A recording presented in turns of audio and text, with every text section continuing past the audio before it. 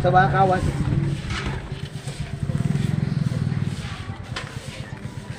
Ay, bayad.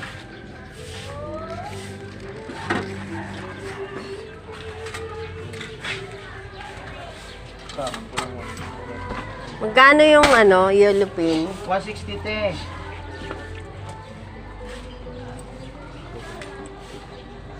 Wala daw, 190.